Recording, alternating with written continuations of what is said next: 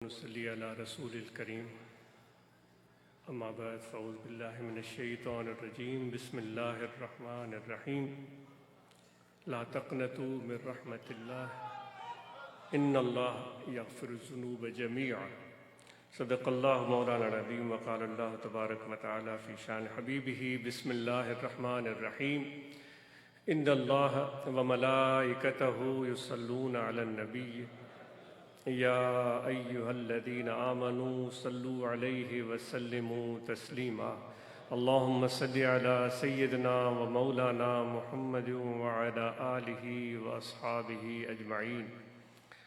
آنے والے سب معزز مہمان خصوصاً خواتین، السلام علیکم ورحمۃ اللہ وبرکاتہ۔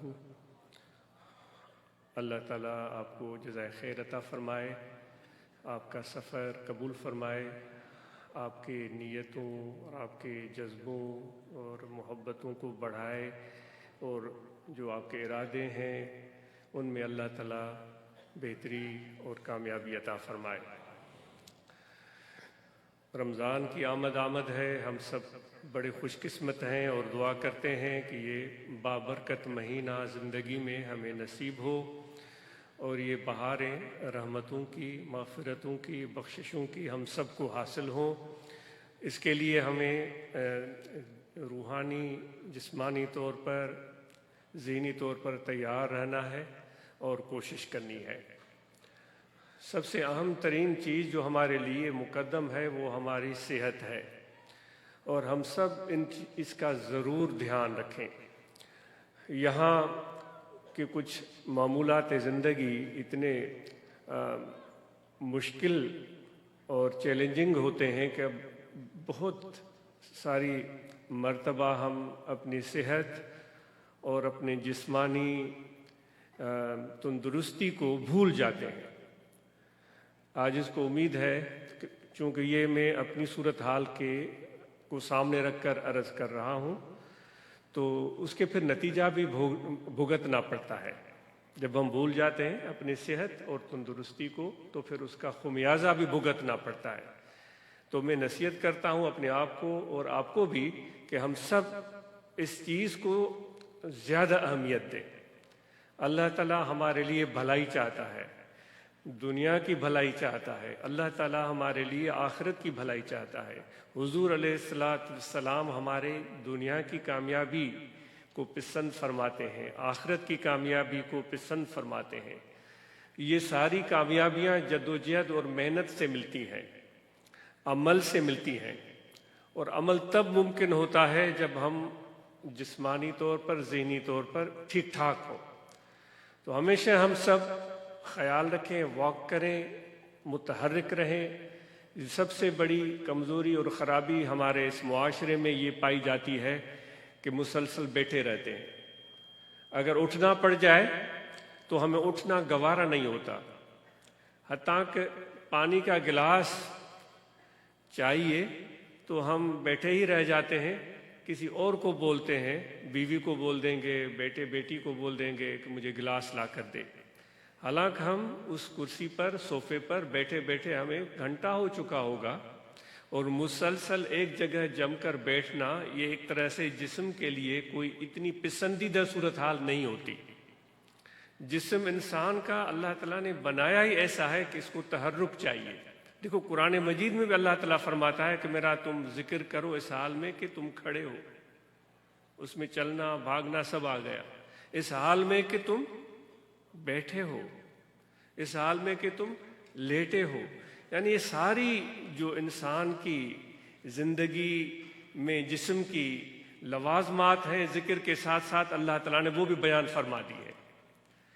تو اس کا ہم دھیان رکھیں، اور مجھے امید ہے کہ ہم ضرور ان چیزوں پر غور فرمائیں گے۔ برانچز یہ رپورٹ دیتی ہیں کہ ہم صحت کا خیال رکھتے ہیں، ہم بلڈ پریشر کو دیکھتے ہیں، ہم ڈائبٹیز کو چیک کرتے ہیں، واک کا اہتمام کرتے ہیں۔ یہ سلسلہ جاری رہنا چاہیے۔ اسی طرح خواتین کے لیے بھی اس چیز کی اتنی اہمیت ہے جتنی مردوں کے لیے ہے، تو ان کو بھی ہم ایسے مواقع فراہم کریں، کیونکہ حضور علیہ الصلوۃ والسلام کی ایسی مثالیں موجود ہیں کہ آپ اپنے زوجہ محترمہ ام المومنین ہماری ماں عائشہ صدیقہ رضی اللہ تعالیٰ عنہا کے ساتھ واک کرتے تھے۔ تو دوستو، خواتین کو بھی اپنی صحت کا دھیان رکھنا چاہیے، یہ تو ایک بہت اہم اور ضروری بات ہے۔ اور اس کے بعد پھر تعلیم آ جاتی ہے۔ ہم بچوں کی تعلیم، ابھی دوست بتا رہے تھے، بڑی مسرت ہو رہی تھی کہ ہمارے دوست الحمدللہ ثم الحمدللہ، یہ اللہ تعالیٰ کا کرم ہے، میرے مرشد کامل کی نظر ہے کہ ہمارے دوست نہ صرف اپنے بیٹوں کو بلکہ اپنی بیٹیوں کو بھی تعلیم دلوا رہے ہیں اور یکساں مواقع ان کو فراہم کر رہے ہیں۔ حضور علیہ الصلاۃ والسلام اپنے پیاری بیٹیوں کو کتنی محبت، شفقت، تعلیم اور تربیت دیتے تھے، وہ کسی سے ڈھکی چھپی نہیں ہے۔ تو یہ ایک سلسلہ ہے جو جماعت نے اختیار کیا ہوا ہے، اس پر جماعت مبارکباد کی مستحق ہے۔ اور نہ صرف یہ کہ دوست آ کر بتاتے ہیں کہ میرا بیٹا انجینئر ہے تو بیٹی ڈاکٹر ہے، بیٹا ڈاکٹر ہے تو بیٹی انجینئر ہے، یہ دوست آ کر یہاں یہ احوال سناتے ہیں۔ تو انشاءاللہ یہ سلسلہ اس طرح چلے گا اور ہمارے علم، آگہی اور شعور میں بہتری آئے گی، اور ہم زندگی کی اس مرحلے میں جب اب موجود ہیں، اس دنیا کو بہتر بنانے کی سعی میں اپنی مثبت کوششیں شامل کر سکیں گے، ورنہ تو ہاتھ ملتے رہ جائیں گے، تنقیدیں کرتے رہ جائیں گے اور طنز کرتے رہ جائیں گے، جو کہ آج ہمارا شاید زیادہ پسندیدہ وتیرہ نظر آتا ہے، واللہ اعلم بالصواب۔ تو رمضان کے حوالے سے ہم رمضان کے مہینے میں سب روزہ رکھیں گے انشاءاللہ، سوا ان لوگوں کے جن کو عذر ہے، بیمار ہیں، وہ اپنے اس عذر کو نظر میں رکھیں اور ڈاکٹروں کی ہدایت پر عمل کریں۔ اور اسلام میں، شریعت میں اس کی پوری گنجائش موجود ہے، اور کبھی بھی اللہ تبارک و تعالی اس چیز کے حوالے سے یہ اللہ تعالیٰ یہ پسند فرماتا ہے کہ اپنے آپ کو تکلیف میں مت ڈالو، تو ان کے لیے شریعت میں گنجائش رکھی ہے، تو وہ ڈاکٹروں کے ہدایات کو نظر میں رکھیں اپنے آپ کو تکلیف میں ڈالنے کے بعد۔ جو صحت مند ہے، تندرست ہے، ہم روزہ رکھیں اور اس کا پورا اہتمام کریں، اور دل و جان سے۔ سفر میں بھی قرآن مجید میں جو استثناء دی گئی ہے، ایک مرض کی اور دوسری سفر کی، تو اس لیے ہم ان چیزوں کو دھیان میں رکھیں اور نہ صرف روزے رکھیں بلکہ قرآن مجید کے ساتھ بھی ہمارا تعامل اور تعلق رمضان کے مہینے میں بہتر ہو جائے، اور ہم کوشش کریں جتنی بھی برانچز ہیں وہ ایسا سلسلہ شروع کریں جو ہمارے بھائی قرآن مجید نہیں پڑھے ہوئے ہیں وہ قرآن مجید کی تعلیم حاصل کریں، وہ پڑھیں۔ جو ہمارے بھائی قرآن مجید پڑھ چکے ہیں ان کو ایسے مواقع فراہم کیے جائیں کہ وہ قرآن مجید کے تلفظ کو درست کر سکیں، وہ حروف کی ادائیگی کو بہتر کر سکیں۔ وہ بہت بڑی لحن اور تجوید کی بات نہیں ہو رہی، بنیادی باتوں کی بات کی جا رہی ہے، تو ان کے لیے تھوڑی سی محنت، تھوڑا سا توجہ، تھوڑی سی کوشش چاہیے۔ اگر برانچز یہ بھی چیز رمضان المبارک میں کر کے دکھاتی ہیں اور یہ رپورٹ سناتی ہیں کہ رمضان کے مہینے میں ہم نے اتنے دوستوں نے قرآن مجید جو خدا نخواستہ نہیں پڑھے ہوئے تھے انہوں نے قرآن مجید پڑھا، جو قرآن مجید پڑھے ہوئے تھے انہوں نے اپنا تلفظ درست کیا، اور قاری حضرات سے بھی گزارش ہے کہ بنیادی چیزوں پر زور دیں تاکہ ان کا تلفظ اور حروف کی ادائیگی ٹھیک ہو جائے، یہ بہت اہم بات ہے۔ تو یہ اگر رمضان کے بعد رپورٹیں ہمیں دوست سنائیں گے تو بہت دل کو مسرت ہوگی، اور بہت ان کے لیے ڈھیروں دعائیں کریں گے کہ یہ کتنا شاندار کام کیا کہ رمضان کے مہینے میں قرآن مجید کے ساتھ انہوں نے تعلق جوڑے رکھا اور اس کو کامیاب صورت یہ دی کہ اس کی تلاوت کو بہتر بنایا ہے۔ تو امید ہے کہ دوست اس پر توجہ دیں گے اور مثالی برانچز اس پر کام کریں گی اور برانچز اس پر کام کریں گی۔ جو آیت کریمہ تلاوت کی ہے، اللہ تعالیٰ فرماتا ہے کہ میرے رحمت سے کبھی بھی مایوس نہ ہو، یہ سب کے لیے ارشاد ہو رہا ہے اللہ تعالیٰ کی طرف سے۔ یہ صرف کسی خاص گروہ سے گفتگو نہیں ہو رہی ہے، کسی خاص پسندیدہ لوگوں سے یہ گفتگو نہیں ہو رہی ہے، یہ رب العالمین کا اعلان ہے جو ہمارا بھی پالنہار ہے، اس ملک کا بھی، اور جو اس ملک کے آس پاس دیگر ممالک ہیں ان کا بھی پالنہار ہے، جتنے بھی ملک اس خطے ارض پر بستے ہیں ان کا بھی پالنہار ہے. اس پوری کائنات جہاں تک ابھی انسان پہنچا بھی نہیں، اتنی بڑی کائنات کا بھی وہی پالنہار ہے. تو وہ سب کو یہ بتا رہا ہے کہ میری رحمت سے کبھی بھی مایوس مت ہونا. تو کیا ہمارے گناہ بخش دیے جائیں گے جو ہم نے اتنے کیے ہیں؟ ایسے ایسے گناہ جن کو ہم نے گناہ سمجھا ہی نہیں، اور ہم نے سمجھا کہ یہ تو گناہ ہے ہی نہیں، وہ کر گزرے، یا چھپ کے کیے یا ظاہر ظہور کیے. تو اللہ تعالیٰ فرماتا ہے کہ میری وہ ذات ہے جو سب کے سب گناہ معاف کر دیتی ہے، سب کے سب. ہمارے تصور سے بھی بڑھ کر بات کی جا رہی ہے. ہماری دامن تو کسی شمار و قطار میں بھی نہیں آتی. تو اتنا مہربان ہے اللہ تعالیٰ ہم سب پر، سب انسانوں پر، جو کہ ہمارے چھوٹے سے اتنے سے ذہن میں یہ بات کاش آ جائے. کہتے ہیں نا خدا کی پہچان کیا ہے؟ یہی ہے خدا کی پہچان، کہ وہ جب بخش دیتا ہے تو پھر سب بخش دیتا ہے. اس کے لیے ہمیں کرنا کیا چاہیے؟ ہمیں کرنا یہ ہے کہ اس کے دروازے کو چھوڑنا نہیں ہے، اس پروردگار اللہ کے دروازے کو چھوڑنا نہیں ہے، اور اپنی حاضری لگاتے رہنا چاہیے، اور حاضری ہمہ وقت ہونی چاہیے. اب ہمہ وقت حاضری کیسے ہو سکتی ہے؟ ہمیں تو اولاد بھی ہے، ہمیں تو بچے بھی ہیں، ہمیں زمینیں بھی ہیں، ملازمتیں بھی ہیں، تو باس کی بھی حاضری دینی ہے، باپ کے پاس بھی جانا ہے، بیوی کا بھی خیال رکھنا ہے، بچوں کا بھی دھیان رکھنا ہے. تو ہم یہ سمجھتے ہوں گے شاید کہ جب مسجد میں آ کر بیٹھتے ہیں تو پھر ہم خدا کے دروازے پر ہوتے ہیں، شاید یہ سمجھتے ہوں. اور بٹائی صاحب رحمۃ اللہ علیہ نے فرمایا نا، چو ونی وڑکار ہت نہ گولی ہو تکے، لکھو کین لطیف چے بارو چو بے پار.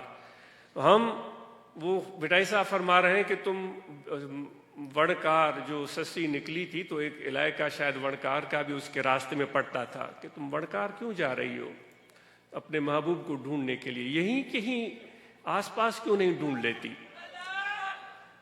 تو دوستو ہمیں ادھر ادھر جا کر ڈھونڈنے کا شوق ہوتا ہے.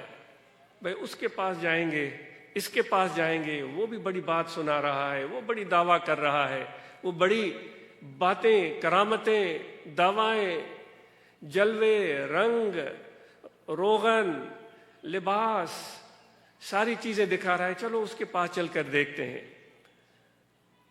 تو بھائی ہمیں مرشد نے کیا سکھایا ہے؟ مرشد نے سکھایا ہے کہ کل بھی ذکر کرو، کیونکہ خدا تمہارا اللہ نہ دائیں ہے، نہ بائیں ہے، نہ آگے ہے، نہ پیچھے ہے، وہ تو تمہارے ساتھ ہے. وَهُوَ مَعَكُمْ أَيْنَمَا كُنْتُمْ، تم جہاں کہیں بھی ہو وہ تمہارے ساتھ ہے. ہمیں صرف وہ احساس چاہیے، وہ نظر چاہیے کہ اس کی معیت، اس کی قربت کو محسوس کر سکیں. یہ ہنر سکھاتا ہے مرشد کامل، یہ ہنر سکھاتا ہے مرشد کامل کی صحبت.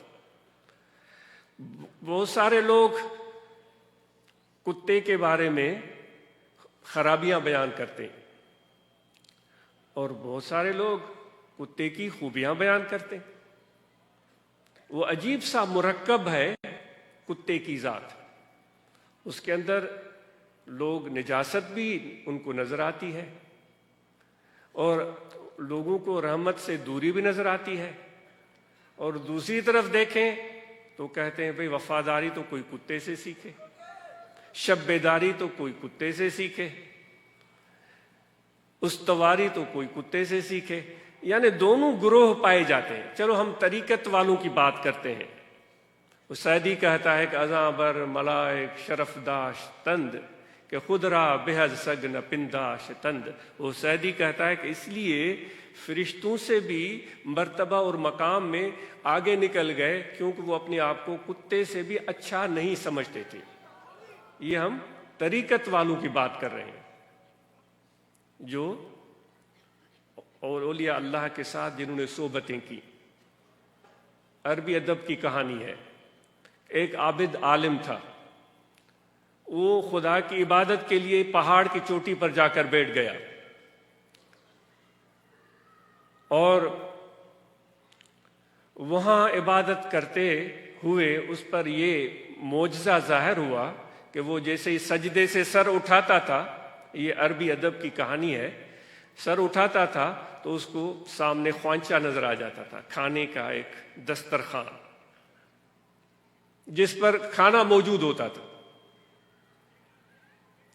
تو وہ عبادت کے بعد وہ کھانا کھا لیتا، وہ خوش ہو جاتا کہ بھائی سبحان اللہ، یہاں تو کوئی آدم ہے نہ آدم زاد، کوئی بستا نہیں، کوئی رہتا نہیں، کیسے خدا مجھے یہاں اس پہاڑ کی اونچائی پر، کوئی میرا واقف نہیں، کوئی دوست نہیں، کوئی جان پہچان، کوئی انسان بنی بشر نہیں، مجھے کھانا ملتا۔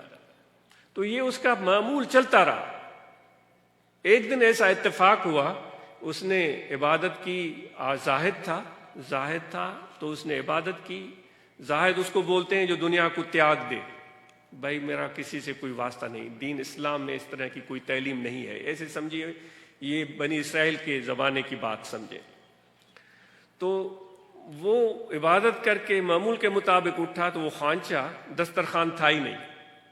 اس نے سوچا کہ میری عبادت میں کمی رہ گئی ہے، تو اس لیے مجھے وہ خوانچہ، وہ دسترخوان، وہ کھانا نہیں ملا، تو اس نے اور گڑ گڑا کر عبادت کی۔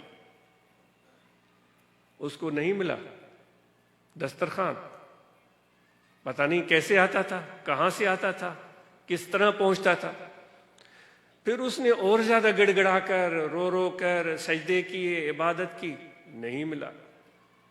ایک کھانے کا ٹائم گزر گیا، دوسرے کھانے کا ٹائم آ گیا، 24 گھنٹے ہو گئے، اب اس کے پیٹ میں مروڑیں اٹھنے لگی، بھوک نے اس کو ستایا۔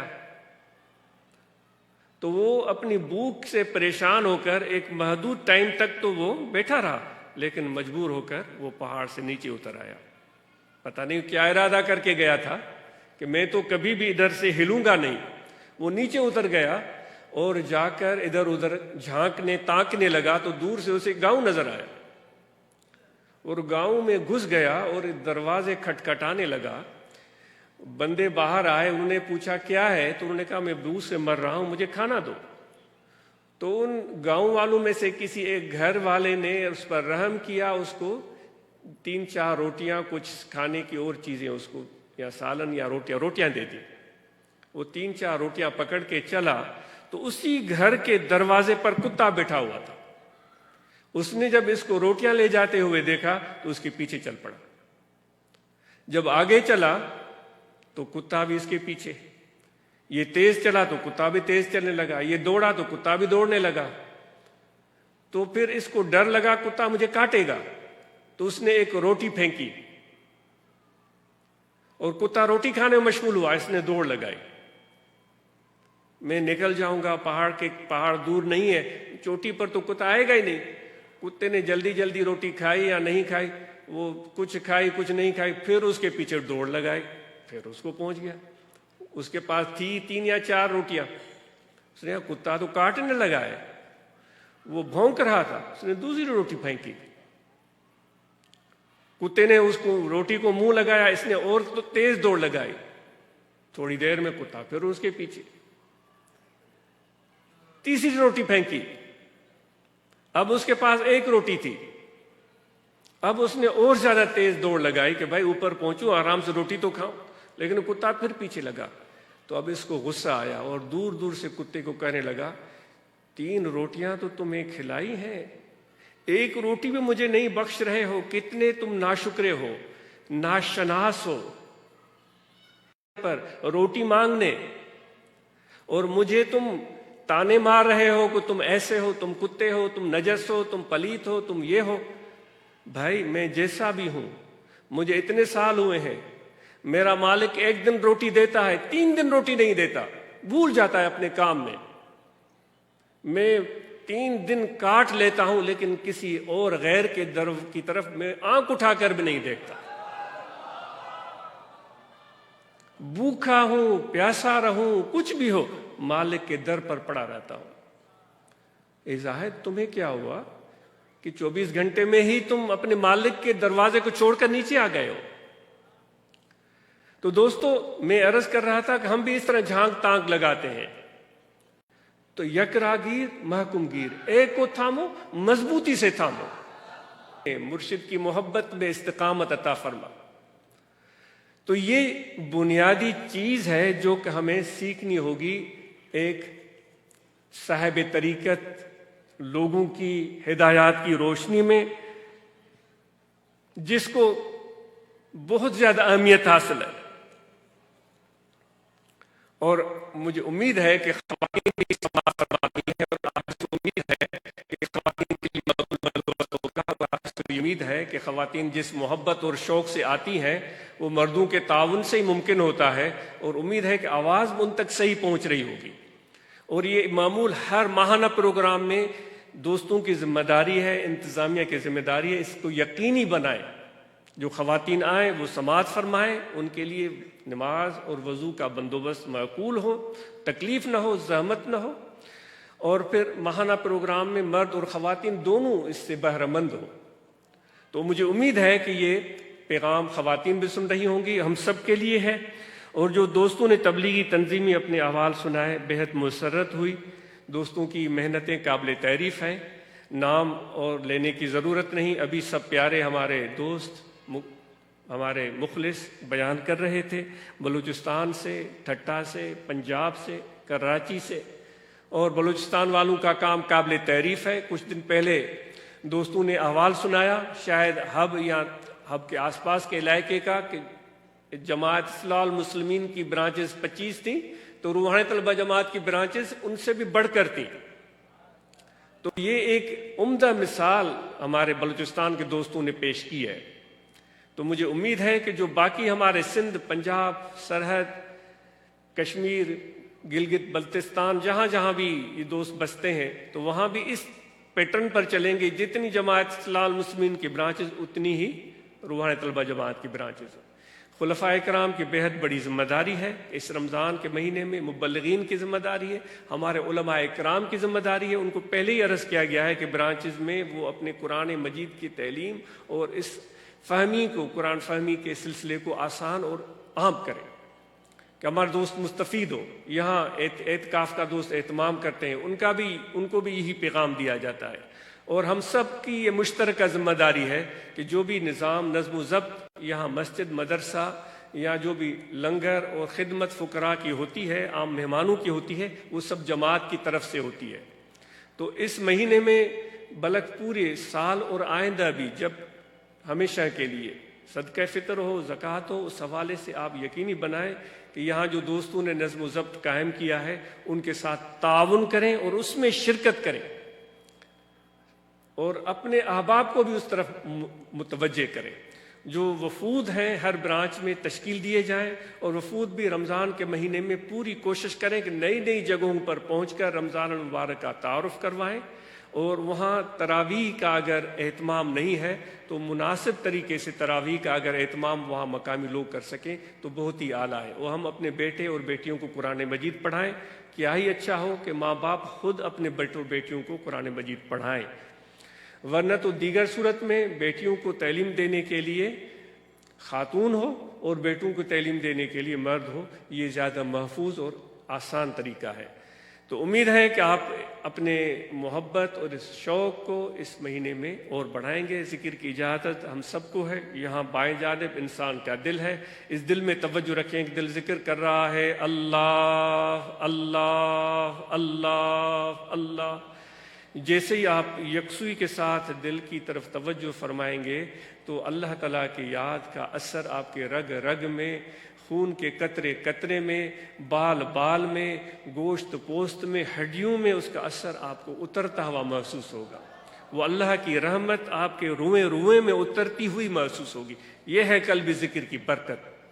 और अगर इसमें आप ज़्यादा जल्दी और पायदार तरक्की चाहते हैं तो मुर्शिद की मोहब्बत, निस्बत और तसव्वुर को दिल में ले आए। नक्शबंदी सिलसिले में मुर्शिद की निस्बत, तसव्वुर को बुनियादी अहमियत हासिल है। وہ ہمارے حضرت فرماتے تھے کہ مرشد سے نسبت نہ ٹوٹے، محبت مضبوط رہے، عقیدت تعلق مضبوط رہے، ذکر میں کمی ہوگی تو وہ خود بخود پوری ہو جائے گی۔ اگر ذکر میں تگڑا ہے لیکن مرشد کے ساتھ نسبت محبت میں کمزوری ہے تو وہ ذکر ایک دن ایک دن اسے چھوٹ جائے گا۔ تو اس لیے اہمیت جو ہے وہ مرشد کامل کے ساتھ نسبت محبت اور تعلق کو حاصل ہے۔ تو اس کو مضبوط سے مضبوط تر بنانے کی کوشش کریں۔ ہم سب نماز پنجگانہ ادا کریں، ہم سب رمضان المبارک کے روزے رکھیں، زکوٰۃ ہم میں جس کسی پر واجب ہے وہ زکوٰۃ ادا کرے، جس کسی پر حج فرض ہے وہ حج ادا کرے، اور باقی جو ذمہ داریاں ہم سب کی اجتماعی بنتی ہیں ان کو پورا کریں۔ یہ بہار کا موسم چل رہا ہے، دوست درخت لگا رہے ہیں، کیا ہی اچھا ہو کہ اس میں ہم بھی شامل ہو جائیں اور اللہ تعالیٰ کے اس دنیا کو اور بھی خوبصورت بنائیں، کیونکہ یہ بہت پیارا اور عظیم تحفہ اللہ نے ہمیں عطا کیا ہے اور ہمیں نیابت اس زمین کی عطا فرمائی ہے۔ تو ہماری ذمہ داریاں بھی اور مخلوق کے مقابلے میں زیادہ بنتی ہیں۔ اس زمین کو خراب کرنے کے بجائے اس کو خوبصورت بنانا یہ ہماری ذمہ داری ہے۔ وہ جو سوال ہوگا فما عملت فیہا، دنیا میں پھر تم نے کیا کیا، تو پھر ہمیں یہ ساری چیزیں وہاں بیان کرنی پڑیں گی کہ ہم نے درختوں کو کاٹا، ہم نے جانوروں کو نقصان پہنچایا، پرندوں کو نقصان پہنچایا، نظم و ضبط میں خرابی پیدا کی، گندگی پھیلائی، غلاظت پھیلائی، ہم نے صفائی کا اہتمام نہیں کیا، تو ہم کیا اللہ تعالیٰ کی بارگاہ میں جواب دیں گے؟ آپ جا کر ان حصوں کو دیکھیں۔ ہم رنی کوٹ کی طرف گئے تھے جہاں لوگ بہت کم جاتے ہیں، اتنی صفائی تھی، آج سے 10 سال پہلے کی بات ہے کہ ہم حیران ہو گئے۔ پہاڑ، وہاں کے میدان بالکل صاف ستھرے، جہاں جہاں انسان پہنچتے ہیں، ہم پہنچتے ہیں، وہ کچرا، گندگی، کوڑا کرکٹ پھیلا کر آتے ہیں۔ بھائی جیبیں اللہ نے دی ہیں، کوئی پلاسٹک کا کوئی بیگ ہے تو ادھر پھینکنے کے بجائے جیب میں ڈال دیں، کوئی صحیح جگہ ملے پھر جیب سے نکالا اس میں ڈال دیا، گھر کے کوڑے میں پھر وہاں جا کر آپ ڈالیں۔ تو ہم صفائی کا دھیان رکھیں۔ دوست صفائی کے حوالے سے گاؤں میں صفائیوں کا ہفتہ منا رہے ہیں، بڑی اچھی اچھی رپورٹیں آ رہی ہیں، امید ہے کہ ہم اس سلسلے میں بھی کوشش کریں گے۔ آپ سب کا بہت شکریہ۔ جزاک اللہ۔ میرے مرشد